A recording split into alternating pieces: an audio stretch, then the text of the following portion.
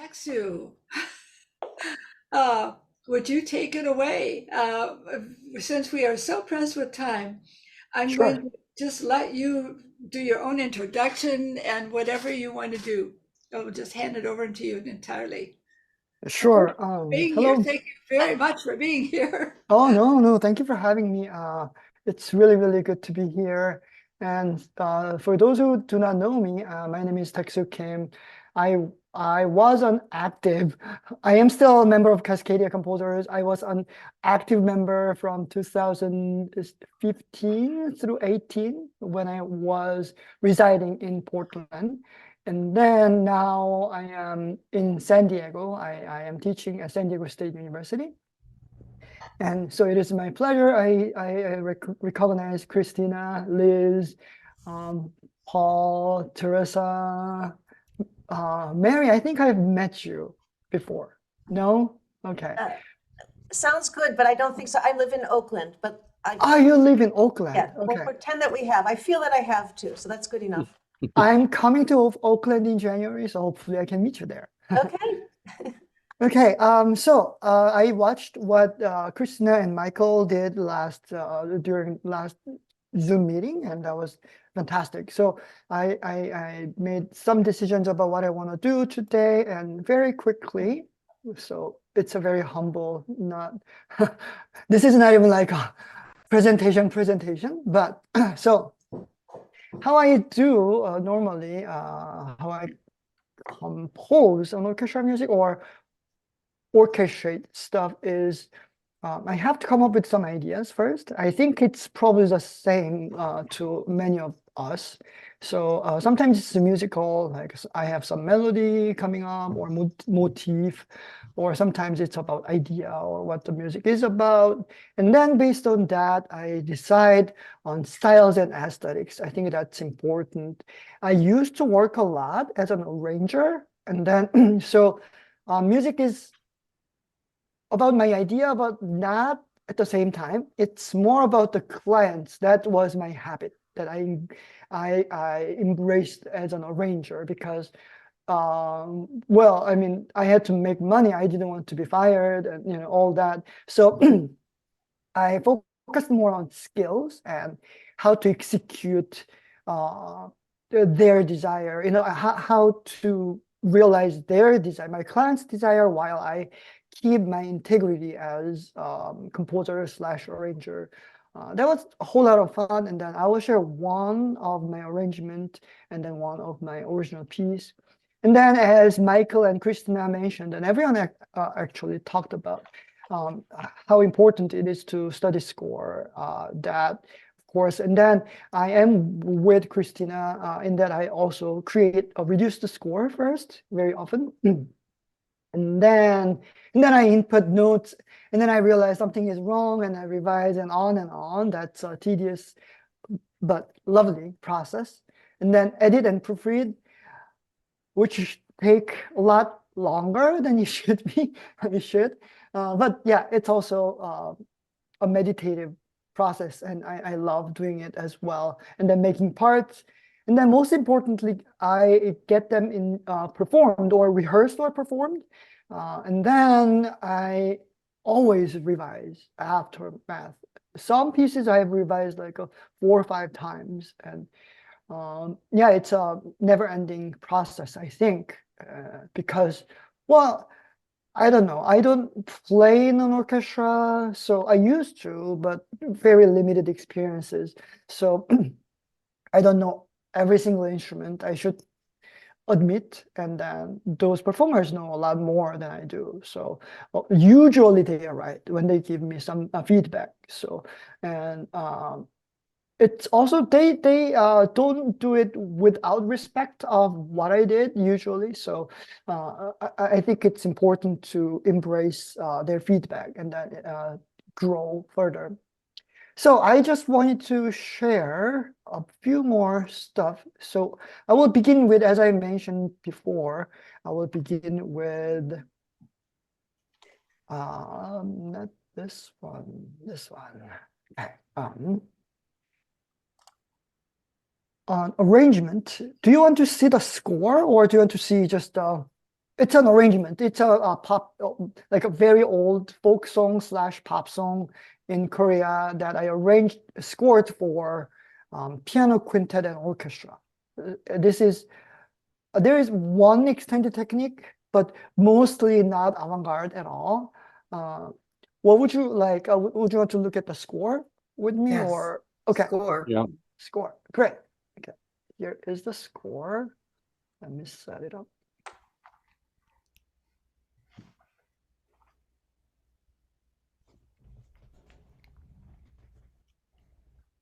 Then I will play the music.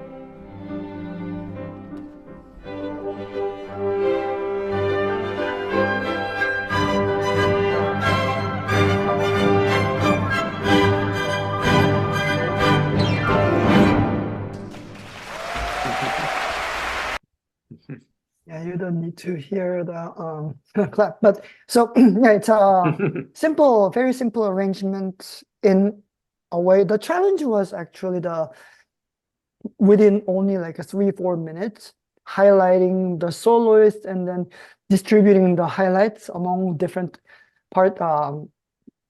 participants. So, but I think because it was going to be recorded, and I knew it was going to be video recorded, so I wanted to also and then if you think about producer or video, what is it called? Videographer's perspective, you may want to actually capture all those people because they are all very.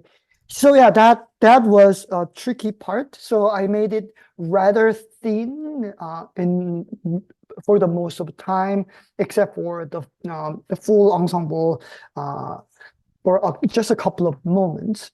And then if you recognize, there is one moment actually, and then this is a good segue about at the very almost toward the end, there is this thing. This is a little too small, so let me just so measure 132 is the beginning of D climax with the chorus or verse or chorus, the new section coming up, and then so that was the full place for everyone, and it's scored for double winds and piano quintet as soloists, and there is a timpani and strings, like a section strings. Oh, the editing is horrible. Sorry. I apologize. But so for that moment, I actually took it from some other passage that I really, really like of another composer that I normally call as my favorite composer, which is, so this passage is exactly not exact duplicate, but a slight variation of this piece, actually, this moment.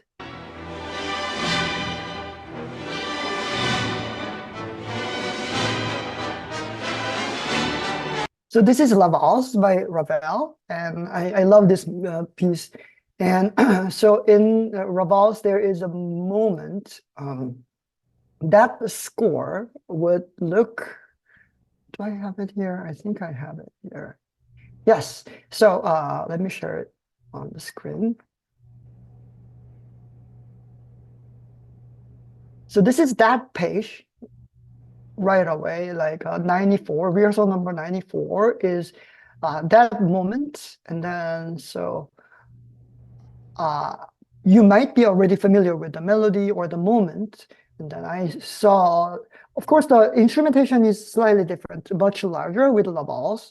But what was fascinating to me was the swell in the downbeat, like run, but I wanted to kind of imitate that effect in my own climax. So the texture is simple. There is a bass, of course, on downbeat. And then the swell comes with the violins. And then on beat 2 and 3, there is this arpeggio. I'm still not 100% sure how they contribute, because it goes down and up, and then I don't really hear when it goes down, even in live performances, because of other, maybe just it's a performance or a rendition, but I trust Ravel must have some reason when he did it, so I just looked at the score and then transcribed it into this. So almost the same thing, but I thought it would make more sense for the wind going up only because it's going to be crescendo anyways. So, but at the same time, I put the going down part to the string soloist. And then this is almost the same thing, but a little even more further delayed swell coming in. So, and then because there is the soloists.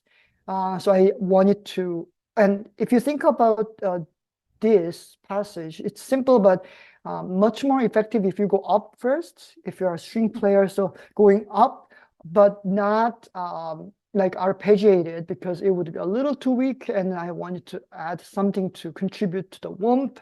So I just have a quadruple as going down, and then so that they can then do the up bow going like pitchwise down. And then I added piano needed to do something because it's a climax, so I added this arpeggio.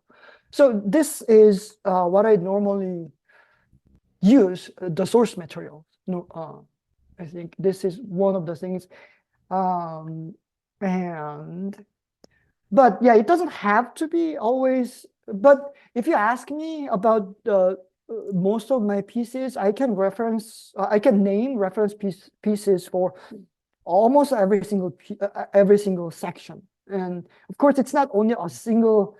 If I copy different composers, then there wouldn't be a coherence. So I copied multiple composers' skills in multiple sections.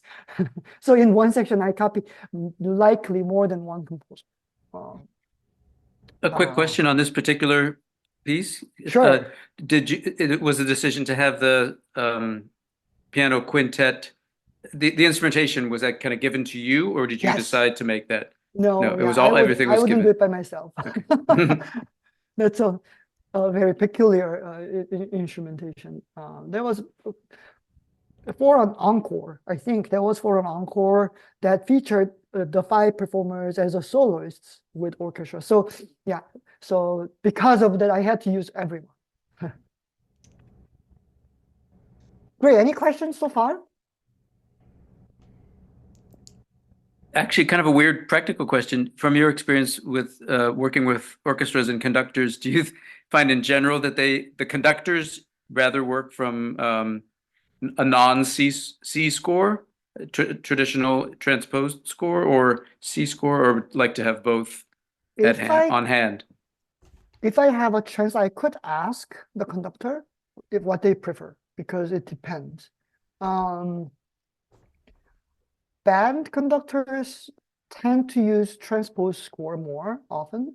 They are comfortable with C score, but more often I hear they prefer transpose score. Orchestra conductors, half and half. I think but in any case, C score works just fine if you have no information before. I would just go for C score because it's comfortable for me. Texu, I really like how you balanced everything, and even though you say you copied this person, that person, it's not a real copy. It's you worked it into your own ideas, like you said. You kept the flavor of the song, of the piece, but you used your own interpretation, your own integrity, and it's. I'm just very impressed with it. I just really, really like it. Oh, thank you. Well, I think I worked as an arranger for a long time, and I'm young, but I began working as an arranger in early 20s. So now I'm 40, so I've worked in that field for 20 years. So, and I don't know, as you said, integrity is important to me, so I wouldn't just copy. That's my personality. May I ask, what was your instrument when you said you played a little bit in orchestras in the past? What was your main instrument? Violin. Yeah, but I feel more comfortable with the piano, but I learned those 2 instruments when I was young, and then that was a big help. Didn't know because I was not going to be a musician even back then, but eventually it helped because very practical, and because a majority of orchestra is string players. So if you know string instruments, it warms the atmosphere in the rehearsal process. And because they are in front as well. And then if you're especially inexperienced, you're very nervous. But if the string players smile a little bit, that just gives me a little, affirmation, and that helped. Yes, To Christina. To key in what Liz said, I thought it was very balanced. It sounded very cohesive. You had the louder parts where you wanted to bring it out, and the piano, mezzo pianos where you wanted the background. I thought that was very effective. My only question was, in some of the areas where you had double and triple forte, I didn't hear that loud as I expected. So I'm wondering in my own work, do I tend to tone it down because I'm afraid of getting it too loud, or is the hall just absorbing it and I should be bolder? So I thought that was interesting. As well balanced as it was, I expected some areas to be really robust, and I didn't hear it. Well, yes, because right before the climax, as you mentioned, I think I can show where Krishna is looking at. For example, here, there is this triple forte in the solo parts. I put it partly because they were solos, and within this thick section, I thought they should feel like they should do their best to project. They're not going to be heard in this thick texture anyways, but and also in this process, because it was heavily recorded and mixed, actually it's mixed a little bit, so they tone it down, probably possible. That's one way. Normally I put this is only my own OCD. I have a piece. I always, that's a good thing about reduce the score, because the structure.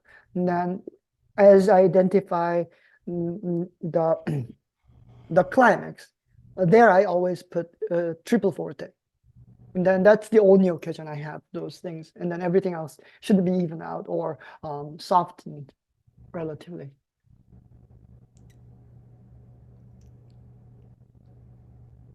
And then those who know a little bit about my music also knows that this sounds a little different from some other music I do.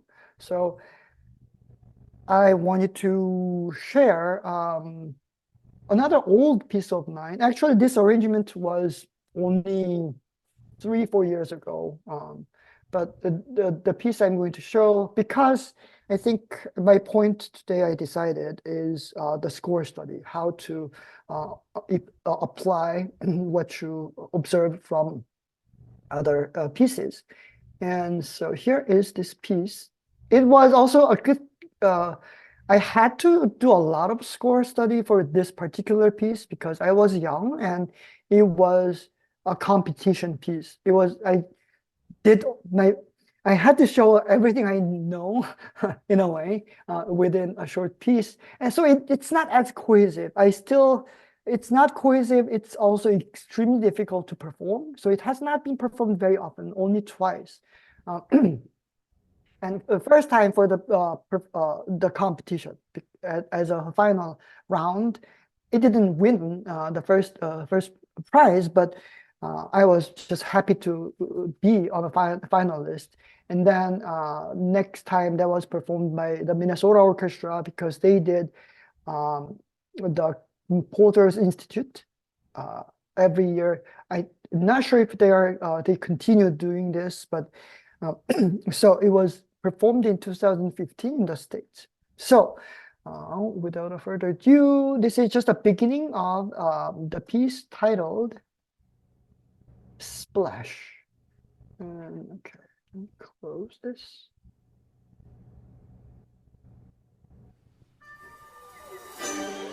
Okay, let me put off the score first. It's important.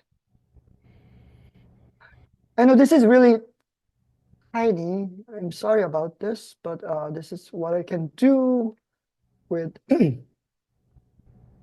Can you hear the shape? Can you see the shape at least? I hope. Yeah.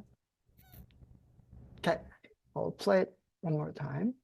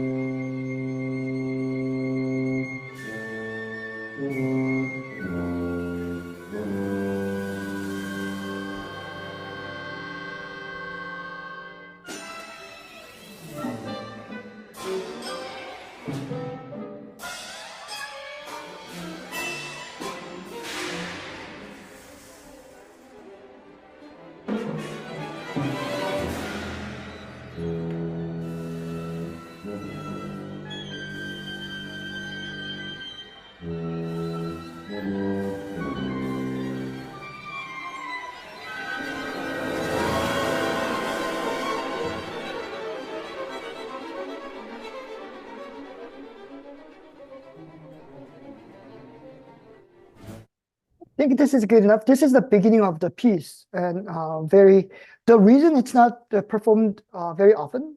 There are two reasons. They told me, and then I totally understand.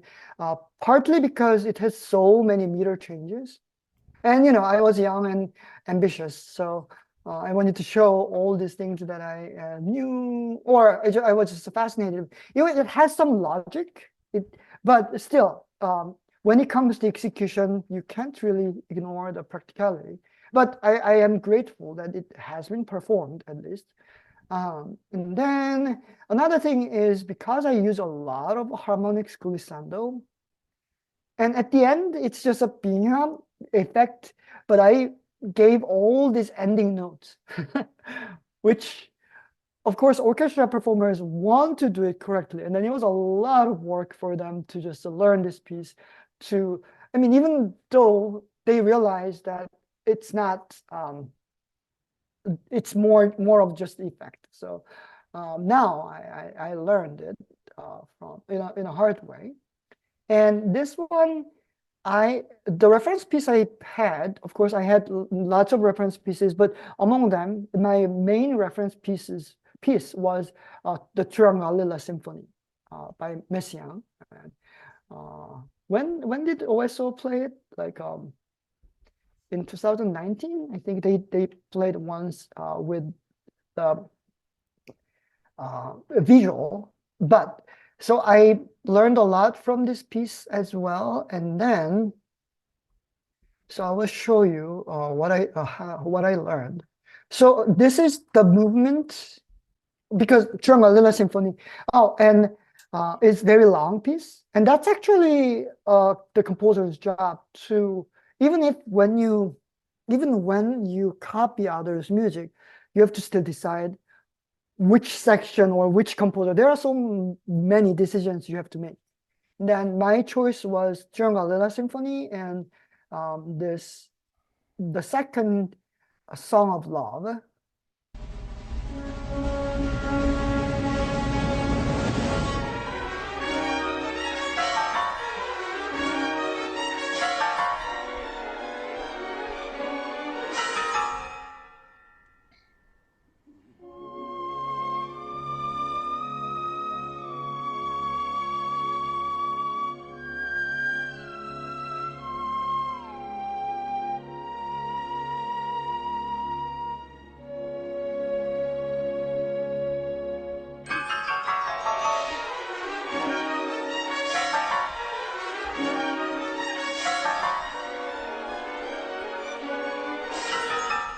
A little fast forward.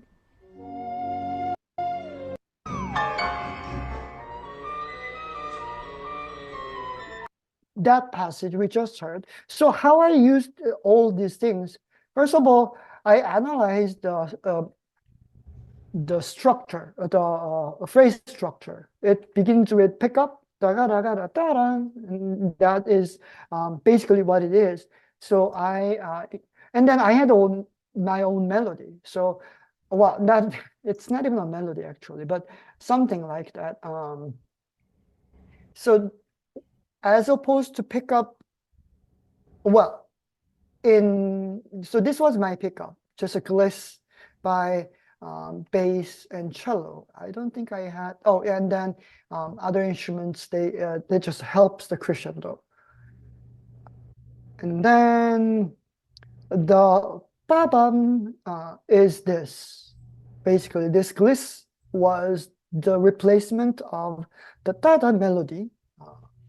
So I reversed the direction, and of course, sound is quite different. I just copied the phrase structure because I was not confident about my own phrasing. And then the third element in the third measure is actually the piano. Chun, chun, chun. And then I copied it with my own motive. It's not even a motive, but I would call it a motive. It has a rhythmic figure. And then that is implemented on the horn and the percussion, and then pedaled by clarinets. So I just exactly copied it and then made some variation. And then there is the theremin plus, what is it? I think it's theremin. The instrument is theremin. Wait, do you see the score at all? You don't see the score. Oh, okay, sorry. Yes, I was supposed to share the score. Okay. So this is the pickup that I did with cello and contrabass and percussion instruments and trumpets. And then, so that's, and then this is the second element, which was the violin going up with, so basically, because it's a splash, you have to throw a water balloon, and then this is a pop, and then these are the waters, drizzles, basically. And then the drizzles, I incorporate the piano passage in a slightly different way. And then I repeat it because Messiaen did it. I copied the entire phrase structure as well, because I was not really confident about the form again. But instead, so there are two passages in addition to this basic idea in Messiaen's piece. One is the love song that on the marginal is involved. And then more uplifting duo that I will talk about. But instead of the love song, I incorporated the more uplifting texture here. So a lot of triplets. And then if you look at the score, again, after the uplifting song, the piano part comes in. So I just did exactly the same thing with my own version. And then the uplifting duo in the original piece is, actually, let me just make it a little small so that I can navigate. I was fascinated by that choice that Messiaen made. Let me share that one. So this moment in the middle of those two pages, we see the duo between contrabassoon and piccolo. And I was fascinated. Oh, that's so cool. I want to copy it, but I want to do it slightly different. So what I did was doing it, different melody, of course, that's given because this is my music, but a duo between tuba and piccolo. So yeah, this is what I normally do in terms of learning orchestration and applying what I learned from other composers. And some other passages in this piece, let's go back, let's go to the very end of my piece first.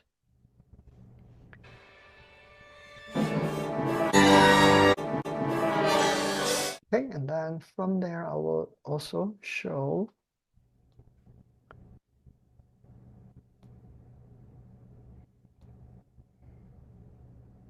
that. Wait on. So this is the finale of my piece. Let me see if I can show you with 2 pages. Okay, cool.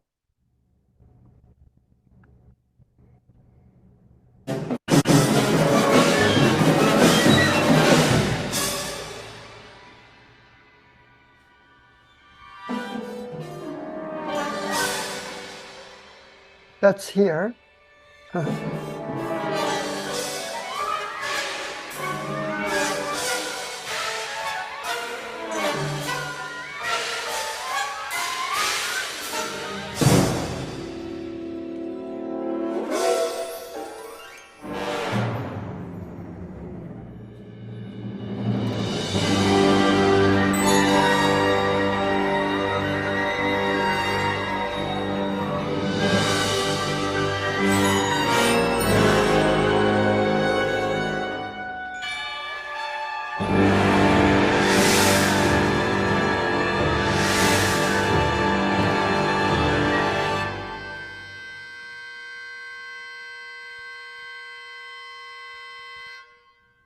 Wait, did you hear the sound at all?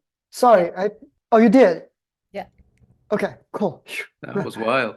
Oh, yeah, thank you. So that's how it ends. And then the piece I referred here is this one. This is a clarinet concerto by Magnus Lindberg.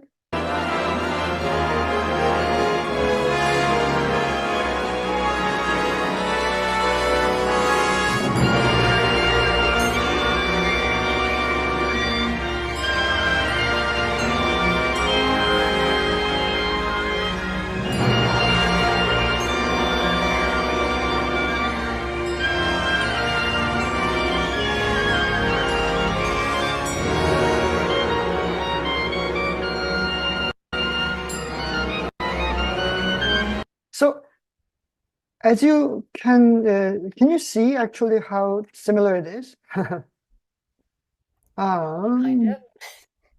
You don't. Okay. So this is my piece. So what I copied was there is the swell in the wind part going up and down, and then and the violin part. And then there is a melody in the solo part with the horns. So what I did was the brass takes care of my own melody, and then the strings do it, not the violins, but violin and viola takes care of that part. And then there is the wind swell as well. And I varied a little bit, but mostly I felt this is almost like a bottom line or wait, do you see it? Yes. Yes. Bottom of my integrity, because it was a little too similar to my taste. No, but what I tweaked is actually the thing I tweaked here is, because you may want to see the details.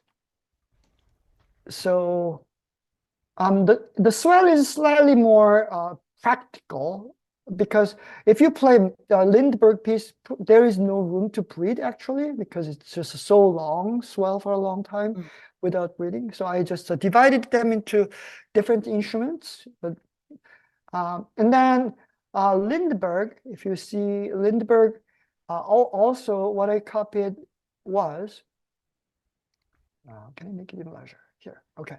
If you see his bass instruments, clarinet and bassoon and cello are basically doing arpeggio, but in different phase. So the bass clarinet begins with the root da da da da da da, and then the bassoon does da da da da da da. So there is that kind of swell that I also did similar thing. Da da da da da da da da da da. I see. You can see it, yeah. And then that's the same with the cello. But I actually did a slightly different thing with the strings, which is actually a little less effective because they are all harmonics. And then, of course, this passage is from various composers. So Ravel did it in the Sinfonia Española or Rhapsody Español, and then, but my first encounter was Charino doing all this harmonics gliss. And yes, because I don't have the clarinet soloists, I had the trumpet players playing the melody. what I learned in my first performance, I put the melody into the piccolo trumpet, for example, because it was, to me, it was a little too high, and then I was a little afraid. But what I didn't know is piccolo trumpet is much softer. So in the first performance, the second part, the alto part in my mind sounded a lot louder, and then there was nothing I could do because it was already too late to change anything. So yeah, this is how what I did with the scores I had to study. Yeah, I did this almost every single passage. I Yes. recently studied Salonin's more recent piece, I guess a couple of years old, called Gemini. He Mhm. does some of the same thing. It's, you know, very effective. Right. A lot of composers do similar thing. If you look at us, actually, that's confirming. And people would know actually. But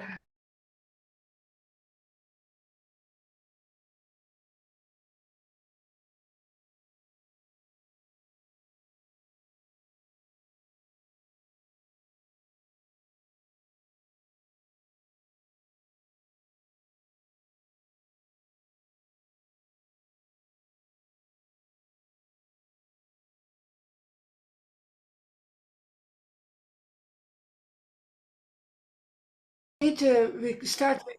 Oh, It's Oh, going good. again. oh, okay. Good, okay. I was just thinking along the lines of extended techniques, and just your music is so wonderfully colorful, which I really admire. And I don't think I do enough of that, or as much as I should in my orchestration. And my question to you kind of is, you were mentioning how you learned a lot studying orchestral colors and extended techniques and combination. Do you find like that, having that inner ear and practical sense of it ahead of time, is the main thing that enables you to create the vision of the sound that you want orchestrationally? Or do you feel like still like a MIDI playback can be helpful? I would think with MIDI playback would not be able to cover a lot of the colors and extended techniques and glisses and harmonics and sounds that you end up getting in real life. So I'm kind of wondering how you are able to grasp what you want to hear, or what ends up, right. if that No, makes sense. I was trained not to use MIDI score, MIDI playback when I was younger. So I used MIDI playback only to measure timing, because I have terrible sense of timing, so I have to hear it. But sound-wise, I did everything handwritten when I was younger. Yeah. When you do the sound wise, do you hear it? Do you hear where you want the balance? How do you hear it and then you go there, or how do you get there? Oh, you're muted, Texu. Oh, yes. I probably know the individual sound, but when it comes to balance, I'm not 100% sure. That's when the score study comes in handy, because that's, at least I know how it sounds all together in that score. Unless the composer is lying, it should work. So yeah, I probably, I would say I knew 70% of what I was doing. It requires a lot of luck. Well, Texu, we're going to have to switch, but I have Yes. one comment. Do you know about the All Stars, Gerald Schwartz? He was a conductor of the Seattle Symphony, and he retired, and he formed this all-star orchestra that is made up of all the wonderful players from all over the country. And I bet if you sent in this piece, he could do that, because he's done some really challenging things like this. Thank you. I will think about it. I mean, I don't really send my pieces. I wondered how Yeah, that but they come to you. no, it's Well, in a way, it did. In the earlier stage, I was very lucky to have a couple of occasions like that. But because, well, I also, when I was younger, I sent stuff and then it never worked, so I stopped. I can I relate. should have not stopped, but that happened. So in a way, so I focused more on just doing like writing at that point. But yeah, I should go back because it does work sometimes. It just I shouldn't be discouraged. Yeah. Yeah. Well, I hate to stop, and that's this is the problem with our panelists, because we'd like to just go with each one of you forever. But I'm going to stop because Adrienne is here and the time is here. And thank you, Texu, so very much. Give him a round you. of applause. Thank you so much for your Thank you, sharing. thank you. And do we have permission to contact you with questions if we Oh, have? sure, of course, yeah. Mhm. Good. Oh, wonderful. Okay. Adrienne, would you take it over? And I'm going to do the same thing that I did with TechSuite. I'm just going to give it to you, and you can do any kind of introduction that you'd like to do. Okay, thank you for coming. Oh, well, thank you for having me. And after listening to all of what you've done, I think we should just end it right there. I mean, your music is so interesting and extraordinary, and your instrumentation is so unique. And I really admire everything that I heard from you today. And I learned a lot because I come from a completely different background and I'm a lot older. And I didn't start composing really until I was 50, I guess. But I started, well, I started early as a pianist, and then I became a singer. And I worked for many years. You can't, it's hard for me to talk. I'm kind of hoarse today, so I could be a bass baritone, I think. Anyway, so I kind of came to composing late. I did a lot of music as a professional singer. I worked with Stravinsky. I did his four Russian songs for flute, flute, guitar, and voice. And I did his last song called "The Owl and the Pussycat," which I recorded with Bob Kraft, and Stravinsky was in the studio. Actually, the first piece I recorded with Stravinsky was his Mass, which he originally wrote for Boys' Voices, and I had this straight alto voice, so I was his alto soloist on the Songtus in his Mass. Anyway, that's a little bit of my background, but okay, let's move forward because I lived in New York for a number of years, and I was a studio musician, a studio singer. I did a lot of commercials and as a singer. But when I moved back to Los Angeles, I decided that I really wanted to go back to school and study composition. So I went to UCLA Extension to study film scoring, thinking that I wanted to score movies. And in the process of working through that, I decided, no, I really didn't want to score movies because I wanted to write what I want to write. And so kind of evolved to my starting out really with chamber pieces. And I took a lot of classes, and each week we had to write for a different instrumentation. And excuse me.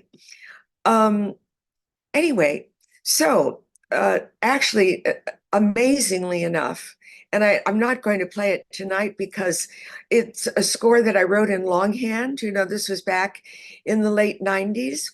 But the first orchestra piece I ever wrote, I was just out of school, was for the Mancini Institute. And it was a crossover piece. So it had to be both. I think I can play a little bit of it. if I can find it. Serenade. It had to be a crossover piece. And so in other words, I took something from Bach, and this was done with a student orchestra. I won't show you the serenade. Here we go. Okay. Here, I'm just going to play a little bit of it for you. So you won't be seeing anything, but I hope you can hear it.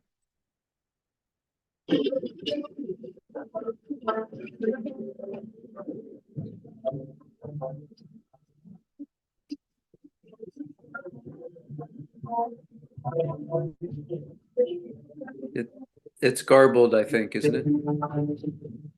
Sorry. Oh, I'm sorry. Can you all hear it, or is it garbled? I don't know if the sound quality is. Garbled. It's It garbled. sounds terrible. Sorry. It's It's probably the garbled. original sound business, you know? Get that Okay. All right. Then Yeah, what if we all turn on original sound in the top upper left-hand corner, that might help. Oh, okay. Well, maybe I won't do that at all. We could try it again with this setting now, maybe. All right, let's try it once more. Let me know if it sounds awful.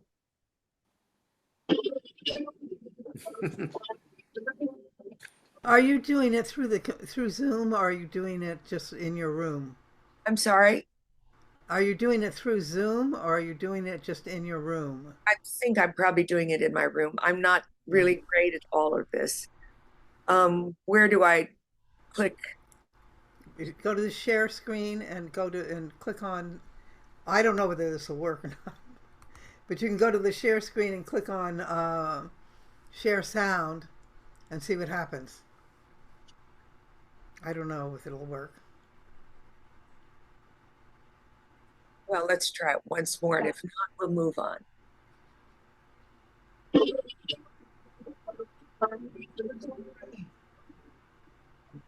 No. Huh, Still garbled, right? yes. I wonder if you drag it to your desktop and then since you're on a shared screen. And then press. Make sure you press share sound in the left-hand corner. Yeah, original. Chat, new share, pause, mute, no. Upper left or original sounds for a musician. Have it on. Mine went off, but it's supposed to be on. Built-in microphone. Same as system. Adrienne Albert's iPhone microphone. Select a speaker. Built-in output. Oh, that's different. This original sound is just on the screen itself, up in the upper left-hand corner, or the You have to set it up to get it up it's there. just original sound for a musician. Oh, mine just goes on automatically. Mine does too now, but I had to set it up originally. Oh, Yeah, mine's not there, so. So if you go original sound to for musicians next on. next to the mute button, there's an arrow, and if you go there, you can find audio settings. If you go to audio settings, you can find. I have audio settings. Output volume is up. But go down to audio profile. Audio profile. Okay. There's original sound for musicians. That's set up. Okay. So now all I have to do is find it again. But do it through the share screen. Okay. And make sure you have sound.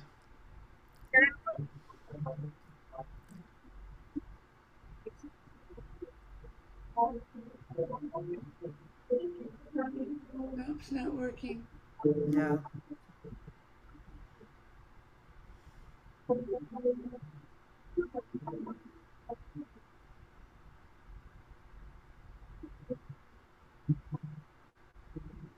Nope, it doesn't work. Did you drag it to your desktop? And is it on your desktop now? Maybe you can just click play if it is.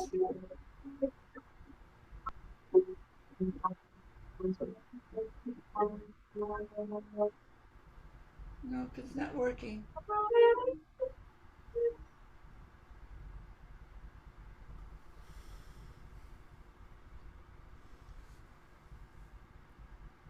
Okay, so that's just a little bit of it. Were you able to hear that? No. No. All right, let's just forget this altogether. Okay, we're I'm going. sorry about that. That's Okay, so let's go now to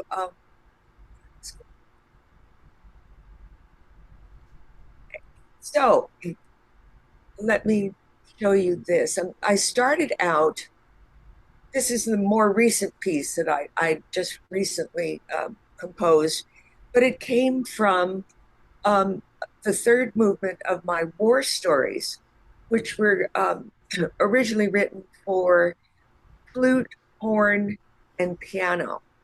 And I can show you a little bit of this.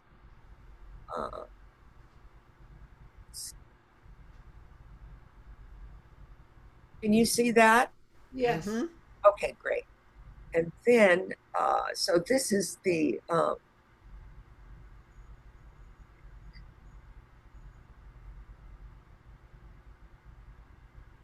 now I just have to find. This.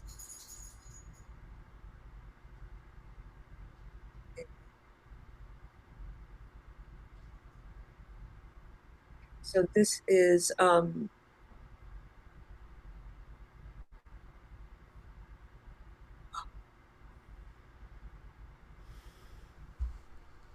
yeah, I think this is the trio. Let's see if I can hear it. Can you hear that? Just Hear? no. It's not very.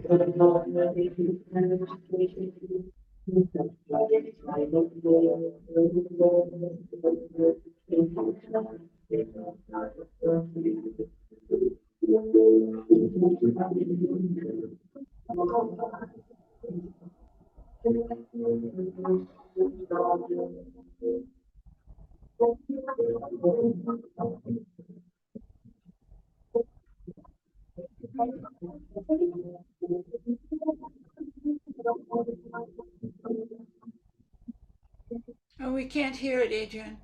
And this is surprising because I've heard you present these pieces, and I know that you can do it.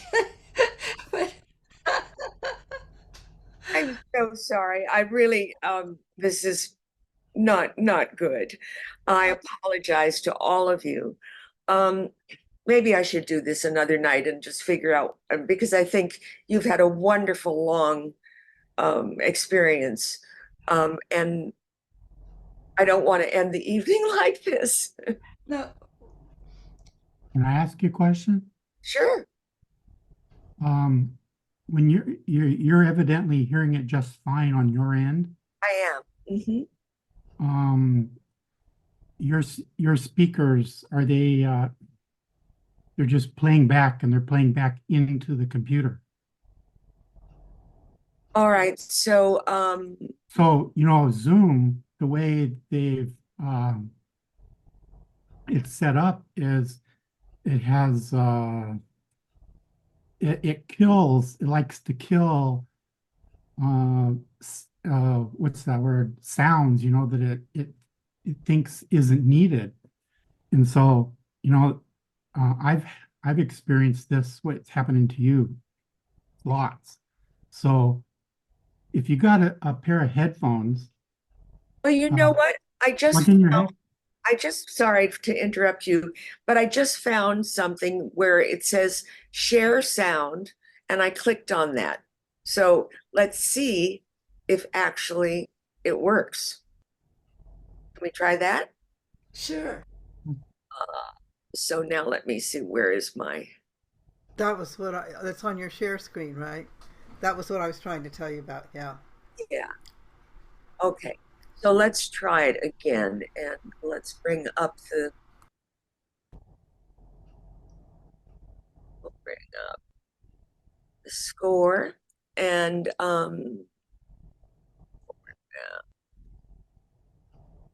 Okay. Okay, so this then is the original for flute, horn, and piano. Let me know if you can hear it.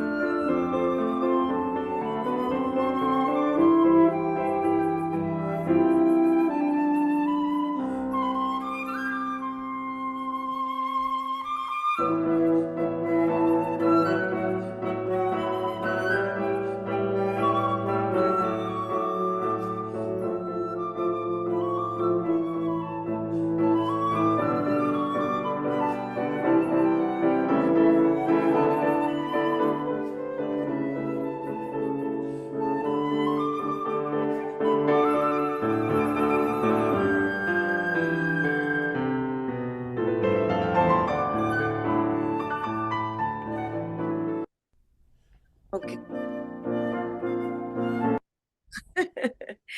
All right. So from this, I was commissioned to write a piece for an orchestra back east, and I thought, well, I would take this and I would orchestrate it and expand it a bit. And so let's see, here we come.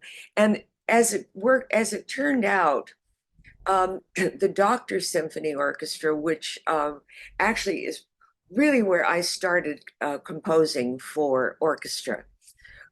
We have a local orchestra, the Doctor Symphony, and originally it was all doctors. And now it's anybody who's ever been to a doctor can play in the symphony. So this is the score. Let's see here, and see if I can pull it down, make it a little smaller. Okay. Can you all see that? Okay, so it will sound very familiar to you, and let me know if this is the sound. Okay.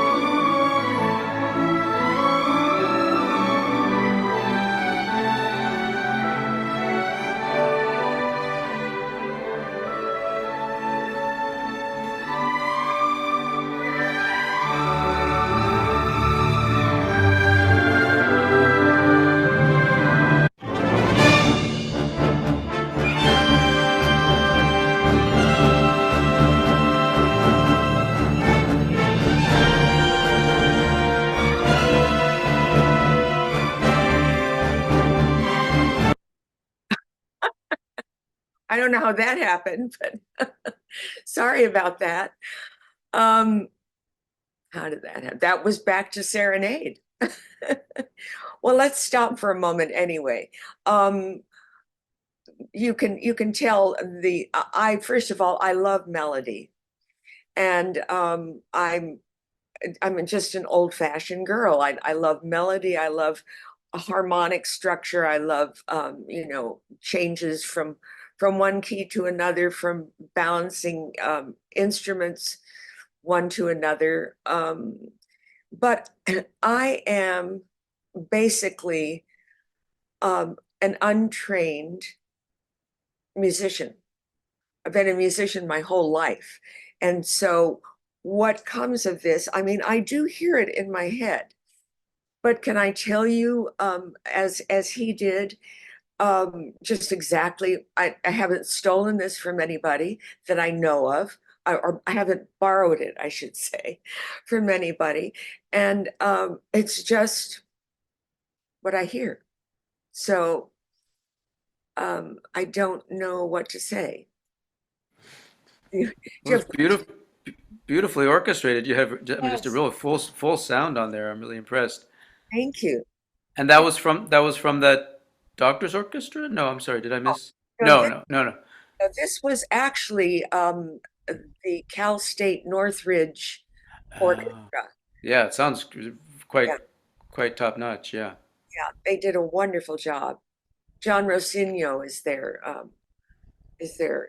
conductor, and he's just great. And so he actually, it's interesting. The first piece I wrote through the Doctor Symphony, I called Western Suite. And I said to the conductor, Ivan Schulman, when we finished, I said, Ivan, how do I get things out into the world? And he said, well, do you know of this thing called Orchestra List? Do you know about Orchestra List? Those of you who are on here? No, yes? No. No. All right. Well, then that's something that I can share with you easily. And those of you who have orchestra pieces, I must tell you that when I sent out my Western Suite onto this Orchestra List, and that was back in 2000, within 24 hours, I had 3 requests from conductors for the piece. One was from the Pittsburgh Symphony, one was from the Richmond Symphony, and one was from an orchestra called the Conway Symphony in Arkansas. And 2 out of 3 of those orchestras played the piece. So, it's just like sort of beginner's luck. But it became a very popular piece for a while, and then it's sort of gone away, and I'm hoping now it will come back. But Orchestra List is, let's see if I can find the information for you. I found it. It's orchestralist.net. Great. Can you put it in the chat? Sure. Great, thank you. There may be another one as well, but that's a good start. So, we're talking about the process and how one gets our work out into the world. And I think there's every different kind of way. I don't know that there's, I mean, it does help if you know somebody. It helps if that somebody is very interested in your music and wants to get it out to the next person. Years ago, when I worked with Michael Tilson Thomas. Excuse me. And we did the Monteverdi Vespers together. And he played the harpsichord, and I was one of the singers. And I actually knew him from childhood because our families knew one another and so forth. Well, he then, and then I worked with Leonard Bernstein in New York. And of course, he was Bernstein's assistant. So we were quite friendly. And so I sent this Western suite off to Michael. And I sent it off to him in December of a given year. And the next December, he wrote me back and he said, well, I'm so glad I could get back to you within a year. And he said, your piece is very musical, but it's not dangerous enough, was the word that he used. But he said, you're very musical, and you know, I can give this to my students, I think in Florida. Well, I don't know whatever happened to that, but anyway, that was, you know, one of those introductions. I also happened to know through my my work and my life in New York, I knew Ernest Fleischman, who was the head of the Los Angeles Philharmonic for a number of years. And I sent the same piece to him, and he said basically the same thing. You're very musical, but it's not dangerous enough. So in other words, it's not Messiaen. It's not Thomas Adès. It's not what Timu was showing you with his music. So, you know, there are different ways of putting one's music out there, and I don't know how to share with you the success that I've had with my orchestra pieces, because they sort of come from other pieces that I've written. And then somebody says, oh, do you have something for orchestra? Yes, I do. So I send it to them, and they like it, and it gets performed. But I can't exactly explain to you how it happens. It just happens. I was told once to always be nice to everybody you meet. I mean, first of all, I think I'm a nice person to begin with, but it's true. You never know whose secretary is going to become the head of the studio next. You know, you never know whose assistant or whose orchestrator on a film is. I thought I wanted to score movies, but I wouldn't want to score movies for anything anymore. But you know, it's really meeting people, getting to know them, getting to them to know your music. And because I've written a lot of chamber music, you know, my music is fairly well known. I don't know what to say. Well, I think everybody's path is different too, you know, but I appreciate your words about, you know, being positive and making connections. I think that is a really big, important part. I have I have a lot of practical questions tonight. Is that okay? Sure. I was curious, like if say one of your orchestra pieces, are they generally self-published? I mean, Yes. and I'm curious, maybe could you talk just briefly about like the process if an orchestra is interested in performing it, let's say a piece of yours, you know, how do you, Well, ordinarily, do they buy like, you know, do they pay for the use of the parts and score, and what's kind of like your yeah. connection with them and process a little bit? My process is early on when I first composed Western Suite and Courage, a music publisher came to me and said, I want these pieces. And I will not mention his name, but he would rent them. And so these pieces were with him for a year or two, and really nothing happened. And so I said, you know, look, I really would like them back, because let me see what I can do. And so people would find the music. I have a website. They would go onto my website, they would hear the music, they would email me and say, you know, and I don't rent, I sell, because I just figure You know, if an orchestra wants my piece and they want to play it 5 times, that's fine with me, because there will be, you know, residuals from ASCAP, which is very helpful. So what I do is, and I'm less and less am I sending out hard copies. I do send out a hard copy of the score if the conductor asks for it.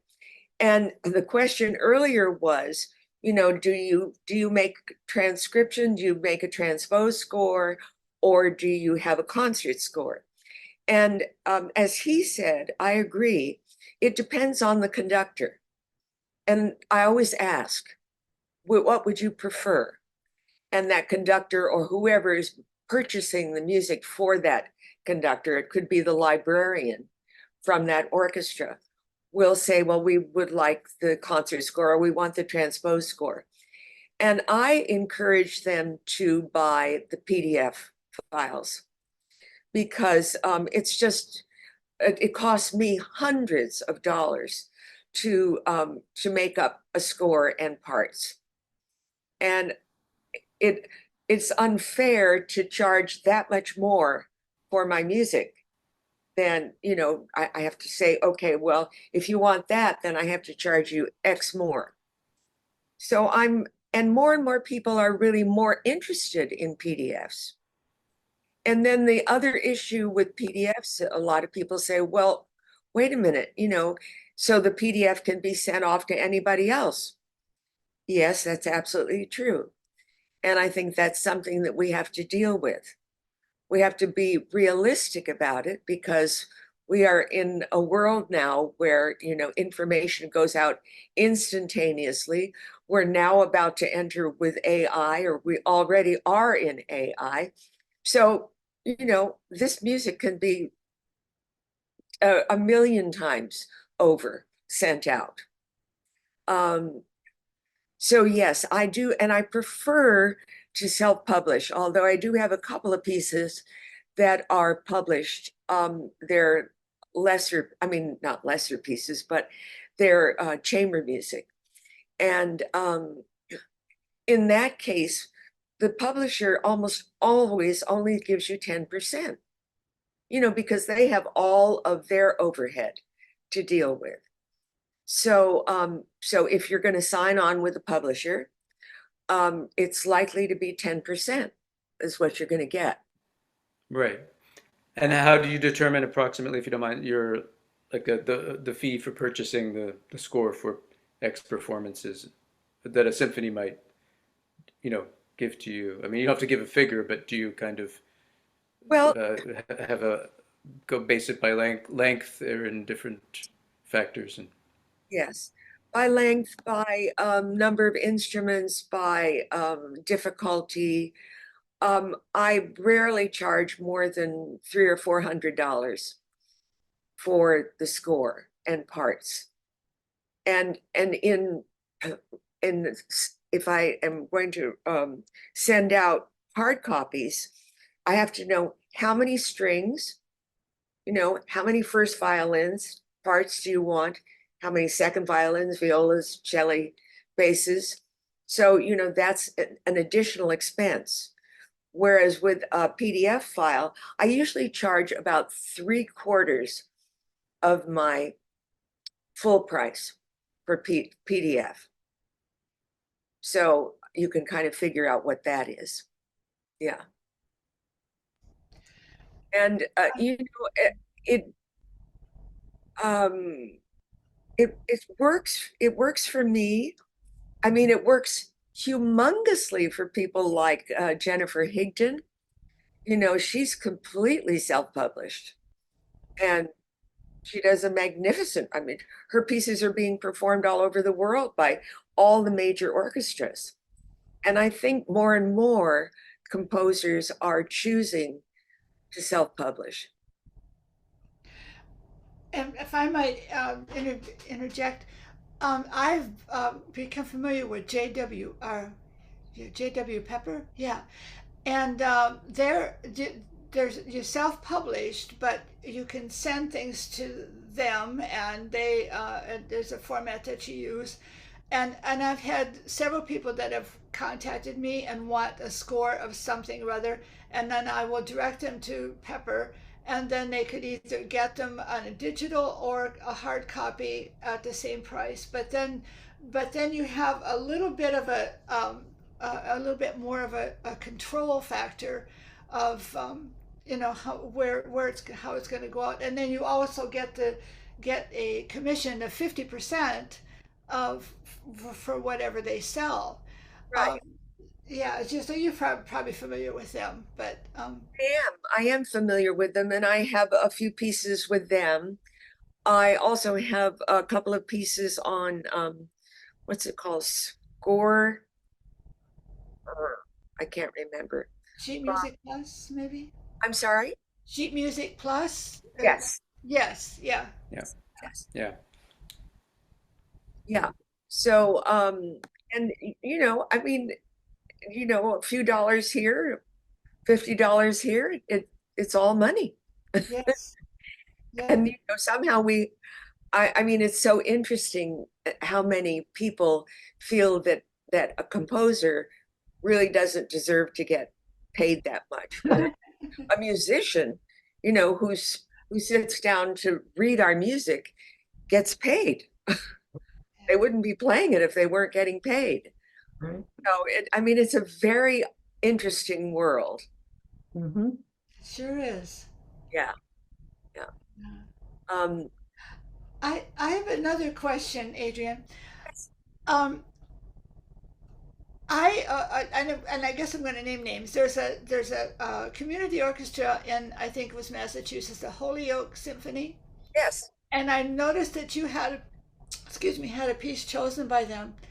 And I've tried that type of orchestra to try. They say that they're a community orchestra and they want an accessible piece and so on and so forth. But it seems like the pieces that they really choose are not accessible to their orchestra, but they choose them anyway, and then they bring in other people to play them. What can you speak to that? Like when you write, or did you present a piece to them, or did they contact you, or? I think to begin with, they contacted me. I can't remember if it was Western Suite or Courage. And then they played Homeward Bound.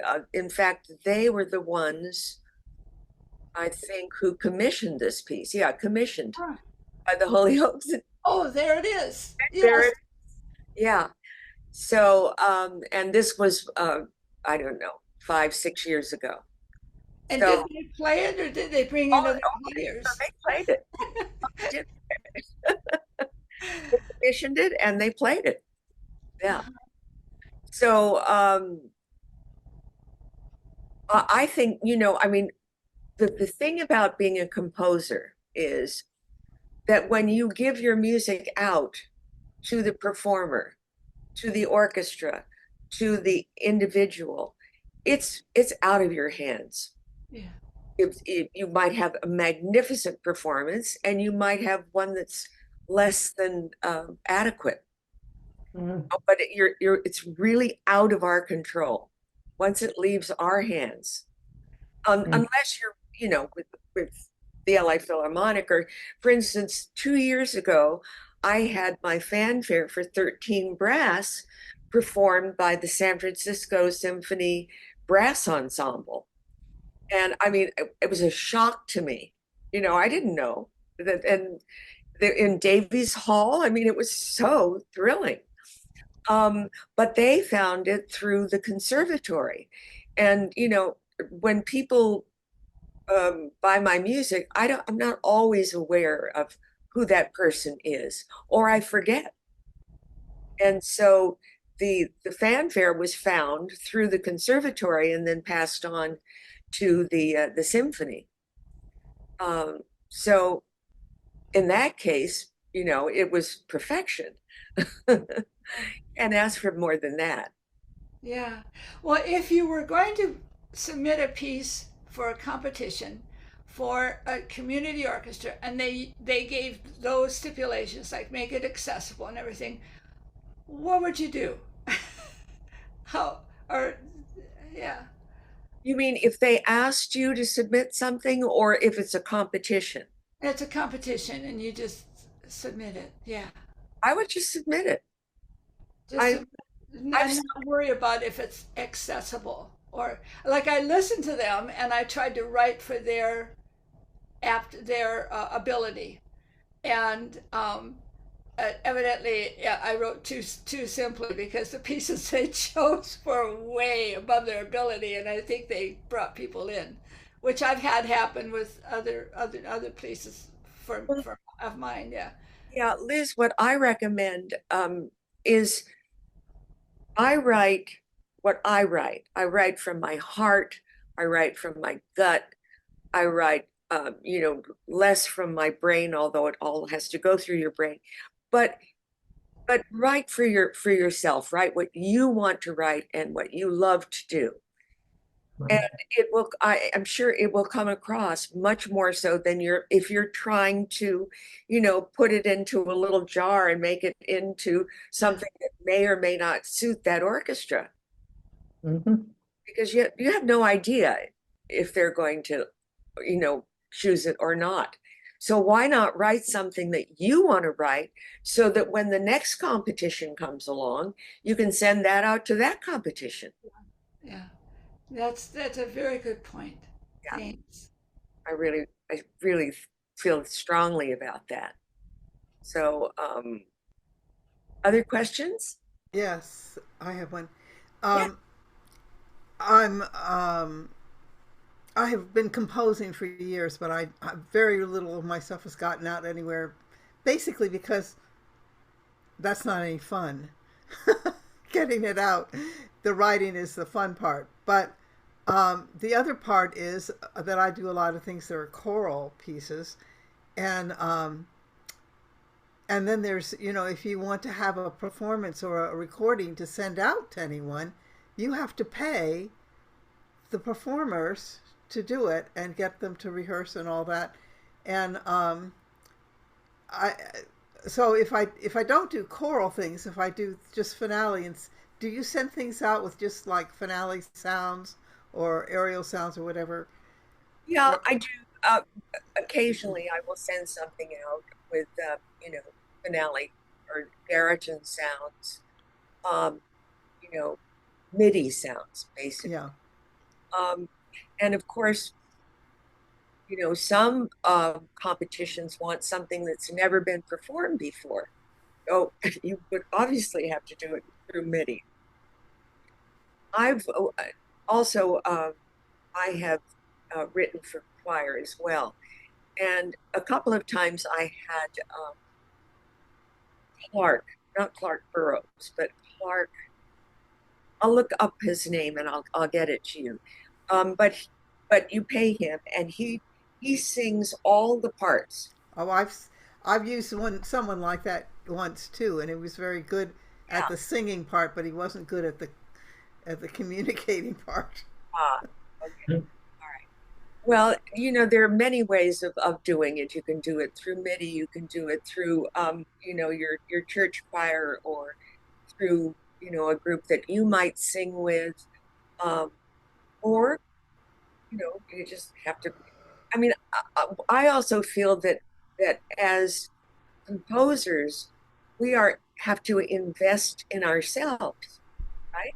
Which is why I'm so far behind on updating my website, but we all need a website, right?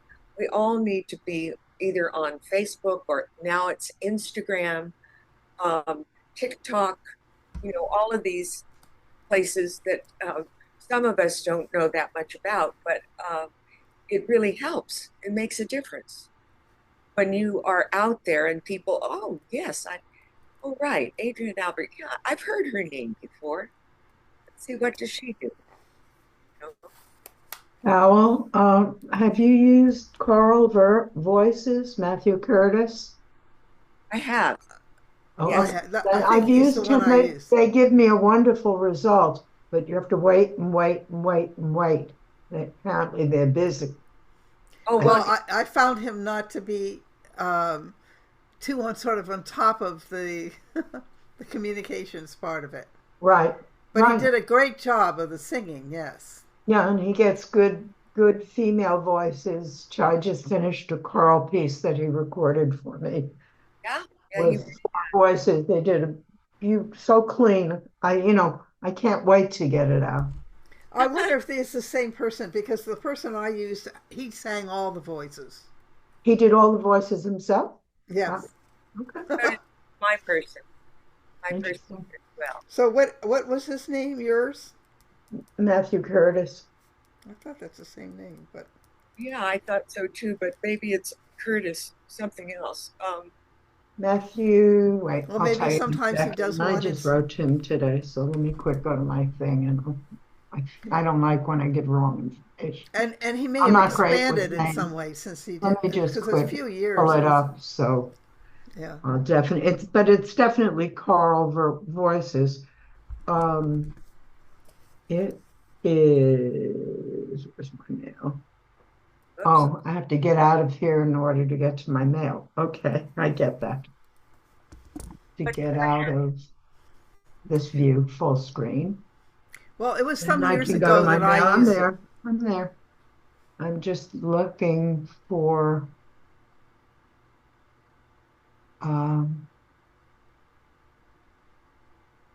I thought it was maybe it's Weiss, maybe it's not Curtis. I do that all the time. I get names confused. Hang on, I'll have it in a second. I'm now on my desktop, so I should be able to get there easily enough. I hope. Well, it's been some years since I used him. It so doesn't maybe- matter. If you go to Choral Voices, you'll get the link, and then Yeah. you can write to Matthew. He answers to Matthew just fine. It is Matthew Curtis, in fact. It is Curtis. Yes, Okay. it's Matthew. Okay. Oh, he's the same But one I I used must to. say he takes a very long time. I had sadly gotten ill about 6 months ago, and I had finished the piece about 3 months into getting ill, and then I wanted it for something, and I said, "Listen, this was 6 weeks ago that I asked you about it." But he did. He came through. In the end, he came through before my deadline. Well, that's great. I So mean, I if think you beg a little. you want a little bit of what he did for me, Yeah. I'll play something. When Joseph was an old man was he married Virgin Mary, the Queen of Galilee. He married Virgin Mary, the Queen of Galilee. Very nice. I thought Yes, he did a beautiful job. Yeah, he did a beautiful job on the one I did too. I should go back. I just thought it took him too long, and I don't know. Well, I think it depends on the time of year, doesn't it? And it took him no time to do this for me, but then that was several years ago. He's got. Yeah, mine was several years ago too, Yeah. before the pandemic. Sometime. Yeah. I don't remember how long.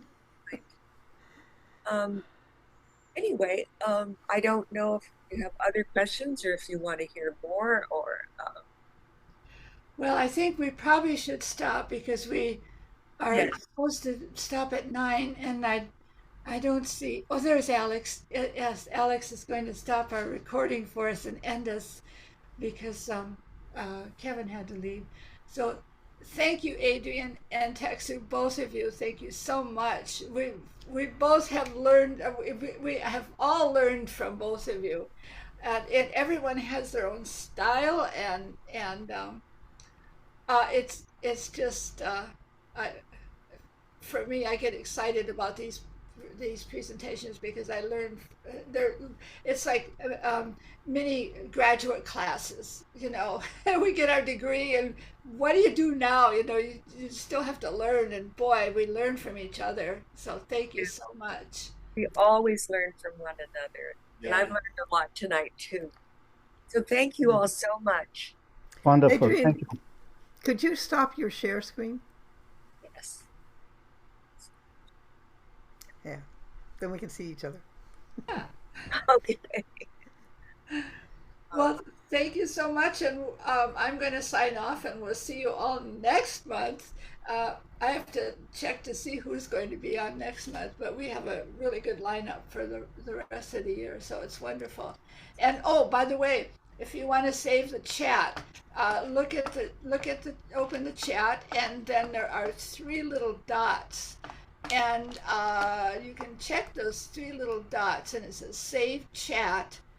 And then I think it saves to your desktop, and so then it gets, you can get all of the information that everyone has put in there. So does anyone have any questions or comments in closing? I just say I'm really glad I found you, and I'm glad you are too. I felt really isolated, and now I just, yeah. Thank you, both of you. Thank It you was for very, putting this together for your work, for your part.